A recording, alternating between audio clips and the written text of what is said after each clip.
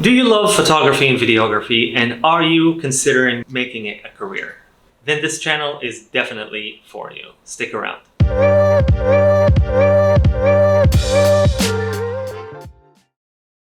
What is going on, everybody? My name is Danny and I am a photography and videography hobbyist who is about to transition into the professional level.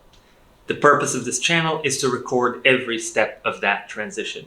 The ups, the downs, the challenges, the successes. Now, this video is going to be divided into two parts. The first part is going to be the steps I plan to take. The second part is going to be the steps I have already taken. Without further ado, let's jump right in.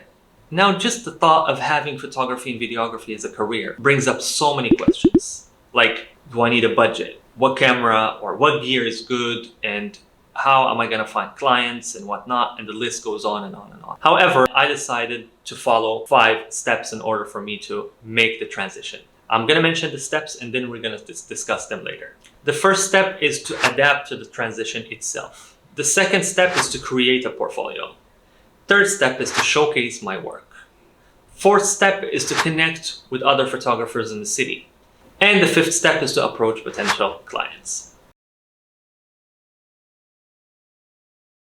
Now, the first step was to adapt to the transition. What I mean by that is, as a hobbyist, I'm used to doing things the way I like. But now I have to do things to appeal to clients because I still have no clients or anything. I'm still just doing my own thing. So that adaptation kind of requires a bit of focus and a bit of change to how I do things. And I found myself doing things a bit different than I used to, rather than just pick up a camera and start snapping. And no, I see items that may appeal to potential clients and I take pictures of them now and I start kind of play with the lighting, do a bit of editing, and yeah. Also adapting to the fact that I will be answering to someone now. What intro they want, what outro they want, or how they want things edited. So it's gonna need some adjustment. That's why I put the first step as adaptation. Second step is to create a portfolio. Let me make it very simple. Sending clients my Instagram is like sending them my cover letter, while sending them a portfolio is like sending them my resume or CV. Creating a portfolio is very important because it's going to give me credibility. It's going to give me a very professional impression. When I send it to clients, rather than sending my Instagram, I want to give a professional impression about myself as a photographer. That is why my second step is to create a portfolio. Third step is to showcase my work. You know, when I wrote down this step, I was thinking, what work have I done in order for me to show it anyway? But then again, I remembered that I've been messing around with items here, as you can see from these pictures. So that's what I mean. And I'm going to start showcasing my work. I think I'm already halfway there because I created an Instagram page specifically for this transition. It's called visual.art1. But yeah, anyway, showcasing my work on social media, on my portfolio, but yeah, sharing the word. So, funny story, guys. As I was finalizing the editing of the video, I realized that I forgot to record the breakdown of step 4. So here it goes. Step 4 is connect with other photographers in the city. Now, in every line of work, having connections is essential.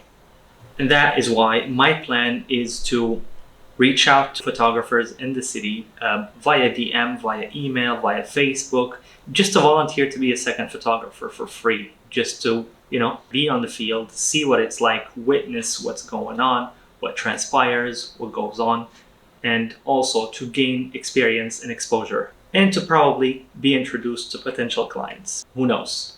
And that is why step 4 is essential to the success of this transition. And the fifth step was to approach potential clients. Now, I plan to do this by Googling the email addresses of, for example, wedding planners in Dubai, product sellers, and social media, on the internet. Yeah, I just plan to do that. And yeah, let's see how it goes, because I think that's how it starts.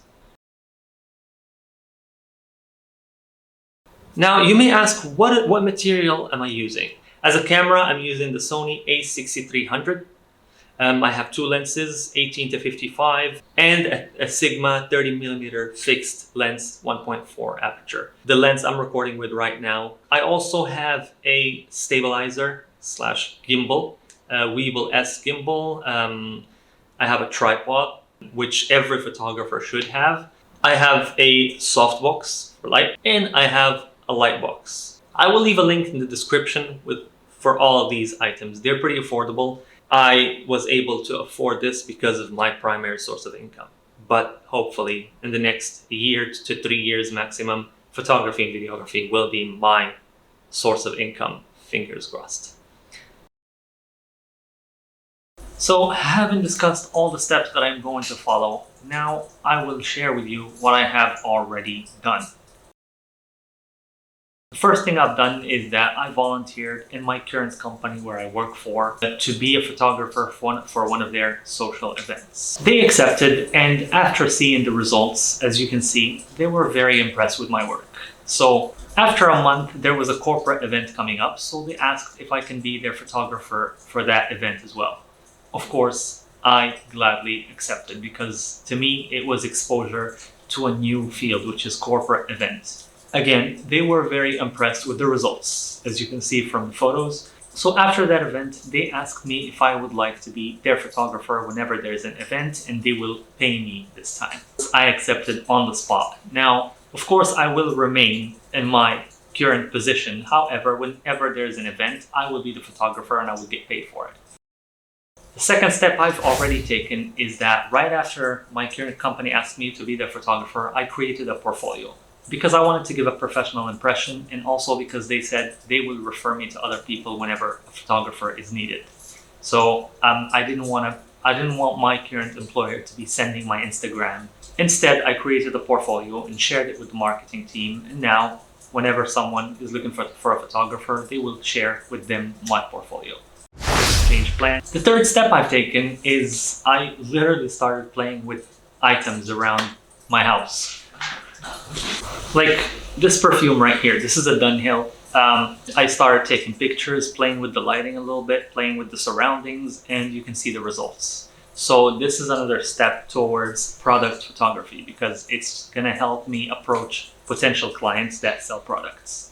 Anyway, so these are 3 steps that I've taken already, and I also created an Instagram page specifically for this profession, which gives me some social media presence. I created a page on Instagram and on Facebook. So yeah, these are the steps that I've already taken.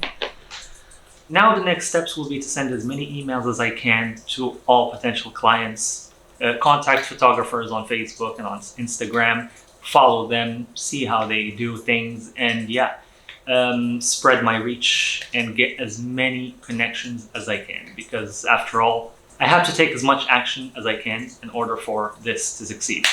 Anyway, if you guys have any suggestions or any ideas that you would like me to try or that you tried and it worked, please feel free to leave them in the comment section. I'll be happy to consider trying them.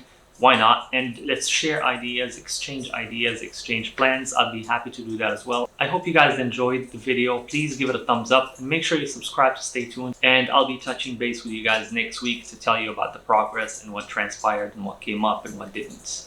I'll see you guys on the next video.